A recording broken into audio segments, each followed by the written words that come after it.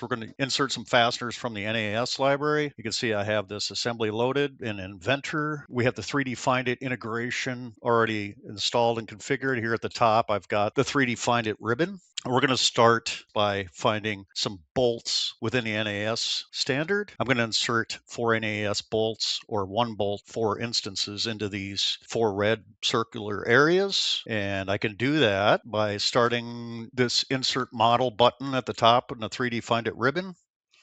And here that opens up a browser interface, 3Dfindit, and we're going to go into the NAS catalog right here, and we're going to just open that. And the next thing we'll do is we'll add folder search. This allows our search to be exclusive within the NAS library, making our search much more efficient. And we're going to do a keyword search in this case for bolt. And I'm going to come back with 1,337 bolts. Obviously, we want to narrow that down. We could enter in, for example, also thread size. So in addition to the keyword, we can enter in some geometric criteria. Here I come back, I have bolts within NAS that have MJ5 as the thread size. And I could even take that one more and say, I also know that in the NAS catalog that LG is the attribute for length, and I could say 20. So now I'm looking for bolt MJ5 thread specification size, and LG equals 20. And I've come back and now went from 1,337 bolts down to 1.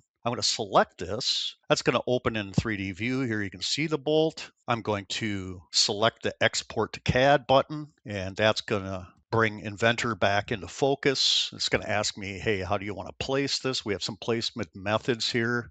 I'm going to select this circular edge placement mate on cylinder hole. And I'm going to go in and select these 4 circular edge instances like that. And I'm going to finalize this by selecting this green check mark. And there we have those 4 NAS bolts inserted into our assembly.